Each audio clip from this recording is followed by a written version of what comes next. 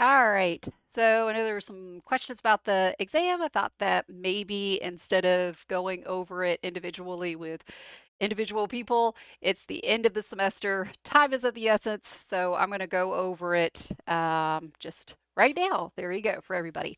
So for the conceptual questions, the entropy change of a system could be a negative number. Yes, absolutely. Uh, that's true. It can be a negative number. It's just the entropy produced, the sigma term, cannot be a negative number. Number two, true or false, entropy can only cross the boundary of an open system by heat transfer. That's false because entropy can also cross the system boundary in the form of mass flow, or not in the form of, but um, uh, um, with mass flow, I should say. So there's two ways that entropy can be transferred across the system boundary in an open system, and that's through heat transfer and mass flow. True or false, the work required for a non-isentropic process or non-isentropic compression of a liquid within a pump can be calculated with this VDP equation. So the thing that makes this false is the non-isentropic. So this is only applicable for isentropic compression of a liquid within a pump. So it's reversible, steady flow work for an incompressible substance. 4, a gas flows through a one inlet, one exit control volume. So m dot's the same, operating at steady state. Okay, so ds dt is 0. In an adiabatic reversible process, the specific entropy at the exit is greater than, equal to, or less than the specific enthalpy or entropy of the gas at the exit. So if you applied an entropy balance, so dsdt equals the rate of entropy transferred across the system boundary by heat transfer plus the net rate of entropy transferred by mass flow plus the entropy produced. Well, let's look at these things. So it's adiabatic, steady state. It's one inlet, one outlet, and let's see what else we got. Reversible means that this sigma dot is equal to 0. So we've got m dot S1 is equal to m dot S2, and of course those m dots are the same. That means S2 and S1 are equal to one another, so it's kind of squirrely there, so that's A. And then the isentropic turbine and compressor efficiencies, they're defined between two given pressures. Pressure, pressure, pressure, pressure. Okay, so, well, this is not 90 points, it's 45 points. Sorry about that. So we have nitrogen behaves as an ideal gas. We're given the K value. And so what I'm going to do here is I'm just going to, let's write the given, find, assume, solution. All right, so I've got nitrogen behaves as an ideal gas through an insulated nozzle. So I'll draw my nozzle right here, bump it up. Everything's steady state. Initial temperature, 400 Kelvin. Pressure, P1, 1 bar. And the velocity is, 30 meters per second. And then it exits at P2, 0.7 bar. And a velocity of 270 meters per second. And we want to find, actually, I'll put it right here. I want to find these things. So I want to find the temperature at the outlet, that's T2. I want to find the isentropic efficiency of my nozzle, and I want to find the rate of entropy produced. I want it in kilojoules per kilogram K. And so this is actually going to be sigma dot over m dot. That's going to be in kilojoules per kilogram K.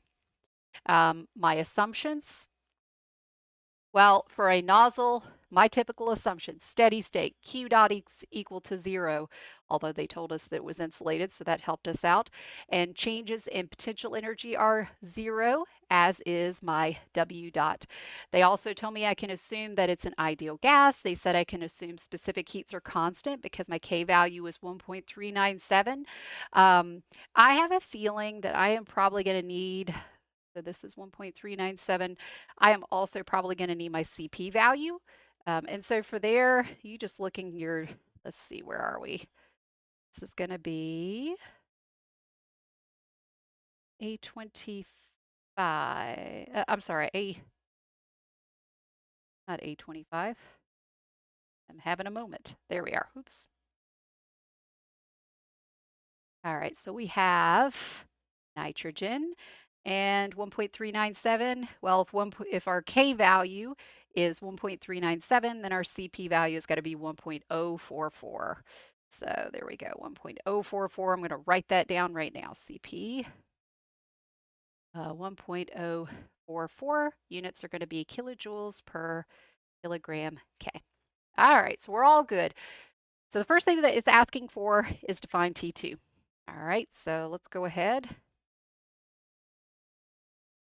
So to find T2, we need to apply our first law. So our first law, dE dt equals Q dot minus W dot plus stuff coming in. So enthalpy plus our kinetic energy plus our potential energy, all at the inlet minus the same thing at the outlet.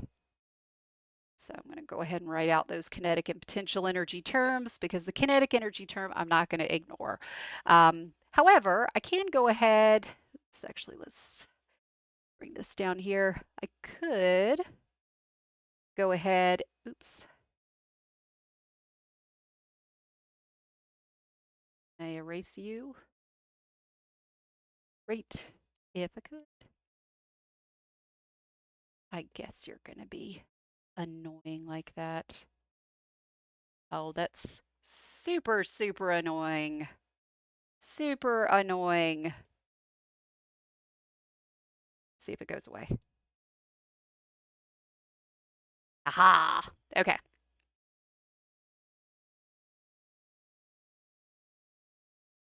There we go. All right, so it's steady state. I'm gonna go ahead and get rid of this guy. Typical assumptions for a nozzle, Q dots equal to 0, W dots equal to 0, changes in potential energy are equal to 0.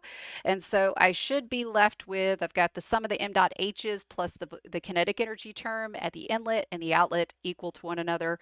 Or I could just put this as, let's put this as, it's inlet minus outlet. So I'll have 0 equals m dot.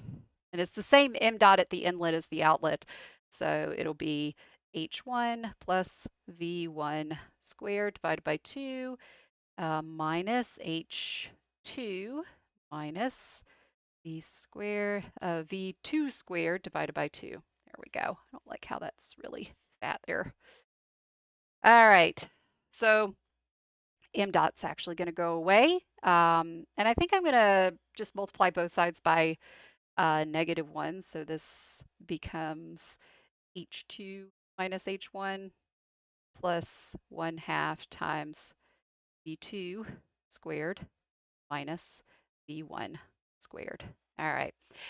And because we've got an ideal gas with constant specific heats, I can put this delta H in terms of Cp delta T. So this is T2 minus T1, Cp T2 minus T1 plus 1/2 times V2 squared minus V1 squared. Perfect. I've already got my CP. It's that 1.044 kilojoules per kilogram number, kilojoules per kilogram K number. So I just need to solve for T2. So I've got a T2. Let's see. So that's going to be 1 over 2 CP times V1 squared minus V2 squared plus T1. Think that should be it. Looks good. All right. So let's see. So yeah, applying that first law, that was worth 9 points. The value of CP was worth just 1 point, pulling that off. If you ended up applying an isentropic relationship here, I can't give you any credit because it's not necessarily an isentropic process. So yeah. So that's key, being able to differentiate between the isentropic and the non-isentropic. That is a key concept that I'm testing here. So if you're upset about applying an isentropic relationship here, that's the way it is. So, all right. And then unit conversion stuff, that was 2 points. So if you screwed up there, it was just 2 points. But I'll go ahead and write those down. So I've got 2 times, what was it again? 1.044, 1.044. This is kilojoules per kilogram K. Okay. And then I've got V1 squared. What was V1? V1 is 30. So I got 30 meters per second squared minus, what was the other one? 70? Yep. 270 meters per second squared. I do need to make sure my units work out. So yeah, so a kilojoule is 1,000 joules. A joule is a Newton meter, and a Newton is a kilogram meter per second squared. And then I got to add that T1, which I've forgotten already, 400 Kelvin. Perfect. And so do that, we should get a value of 365.5. There we go. So that's the answer for part A. All right, part B is asking to get the isentropic efficiency of our equation here. So that's this guy right here. It's right on your equation sheet, so I probably shouldn't have even given credit for this, but even if you just wrote this off of the equation sheet, I gave you 2 points for that. What I saw some people do, and I'm going to write it in red because this is not correct. Some people did this, that this is, so be, this is H1 minus H2. This is H1 minus H2S. You may have seen that elsewhere. I'm suspecting because I saw it quite a bit. Well, yeah, I saw it more than once on the test. This is, if you're wondering, well, where did that come from? That comes from applying your first law, but assuming that V1 is negligible, which is not what we're doing here. We have a V1 and we're not going to ignore it. So yeah, so I'm going to erase this. Yeah, so if you had written that down, what you're saying is I'm ignoring what the problem statement tells me, and I'm going to say V1 is 0 or approximately 0, which is not what it is. Okay, so all right, so you knew V2, right? So this is our 270 meters per second squared, but now we need to find V2S, okay? And so for this guy, we're applying our first law again, okay? So that's our first law. Sometimes I saw some weird applications of the ideal gas law. That's not what you need here. So the ideal gas law has things in terms of volume or specific volume, and I saw some people mixing up that volume term in the ideal gas law with velocity, which is incorrect. So what you need to do is you need to apply your first law. And actually, I think what I'll do is I'll start from this guy right here because that is really our first law, right? Almost. Okay. But I'm gonna copy it. I'm drawing a line to it just so that you see where it came from, right? Because it was from our application of our first law. However, we are specifically applying it to an isentropic process. So I have 0 equals Cp times, and I have Cp times T2 minus T1 plus 1/2 times V2 squared.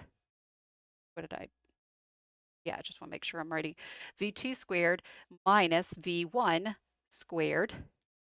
But we need to do it for the isentropic process. So you only get credit for it if you are specifically applying it to that isentropic process, and you indicate that you're applying it to that isentropic process by putting a little S right here and an S right here.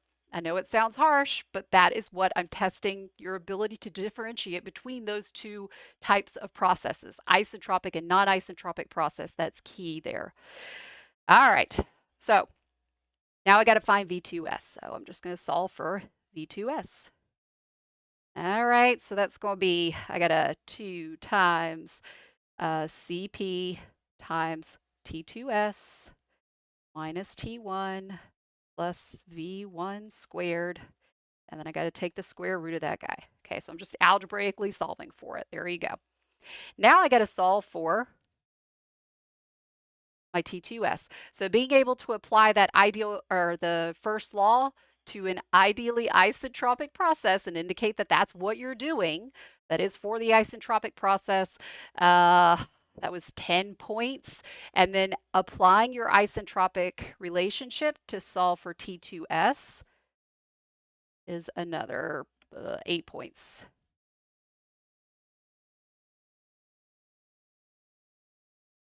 All right. I also know that it may sound harsh, but if in part A, say that you, instead of using your first law, you put T2 over T1 equals P2 over P1, and K minus 1 over K, and you reported that as your T2, and then you put that T2 in here, I won't give you credit for that because you are not, you're not indicating that you understand the difference between T2 and T2S. You're acting like they're the same, and they are not. So again, I know it's harsh, but that's what I'm testing. I'm testing to see that you know the difference. And if you're not showing me that you know the difference, then I can't give you credit for it. Okay. So, okay. Not that much. Okay. So, yep. So then I got to apply my isentropic relationship here to get T2S. And I get a T2S, which is really not a whole lot different from my T2, but it is slightly different. I get 361.44 Kelvin. Again, there's going to be some unit conversions that are necessary here. So, and I would need to see those as well. So that was, if you didn't do the unit conversions correctly, I just took off another 2 points. So it's 2 times 1.044. This is kilojoules per kilogram K. T2S 361.44 Kelvin minus T1, which was 400 Kelvin. Plus my V1 squared. And actually this first term has to be the thing that's converted because I need everything to be a meter squared per second squared when I take the square root of it. So kilojoule, 1,000 joules, here we go. Oops. And a joule is a Newton meter, here we go. And a Newton is a kilogram meter per second squared. And then of course we've got the V1 squared, which is our 40 meters per second, and that's going to be squared, and then we have to take the square root of everything. So I end up getting a V2S of 285.32. So that's meters per second. And then you just need to plug that into your isentropic efficiency equation. So I've got something close to 90%. Okay. So yeah, that one a lot of people had issues with, but again, those are key concepts that I'm evaluating. So if you're sad or upset about the number of points that things were worth, that's what it is. So, all right, let's make sure that you got it for the final. That's all. Okay, so.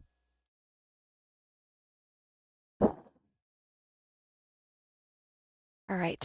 So the very last thing that you needed to do is get your entropy balance, apply your entropy balance. So that was a chunk of points right there, applying your entropy balance correctly. All right, so ds dt All right, so we got a rate of heat transfer, or rate of entropy transferred by heat transfer, plus the net rate of entropy transferred by mass flow, plus the rate of entropy produced. A lot of things are going to go away, right? Steady state, adiabatic. And I'm going to get sigma dot is equal to m dot times S2 minus S1. And of course, the units are dictating that we need sigma dot over m dot. So if you I saw some weird things where people were trying to calculate an m dot. You don't have enough information to calculate m dot. And that's why the problem is asking you for the units to be in kilojoules per kilogram K, or sigma dot over m dot. So if you did do some weird funky stuff about trying to calculate m dot, it wasn't the correct process because you didn't have enough information. So I probably docked you a couple of points there. So getting to this point right here was what, 5 points, and then 6 points for correctly getting this delta S for an ideal gas with constant specific heats calculated correctly. This R is the specific gas constant. So this is R bar over your molar mass. You would have needed to calculate that. I end up getting, so that's the molar mass of nitrogen. I end up getting a value of about 0.297 kilojoules per kilogram K. So yeah, if you put in like 8.314, which is the universal gas constant, you would have gotten docked a couple of points. Yeah, but other than that, pretty much if you wrote this down and you defined that specific gas constant appropriately, you pretty much got all the points there. Some folks may have plugged in T2S here, and you might have been docked a couple of points for that as well, because we're asking for the entropy produced for the real world process, right? If I had, you're not calculating it for the isentropic process because it wouldn't be very interesting. It should get you something close to 0, since for the isentropic process, it would be reversible and adiabatic. So that sigma dot would be 0. All right, so hopefully that was helpful. And yep, let me know if you have questions. There you go. All right. I will see probably most of you on Friday for the final. All right, thank you.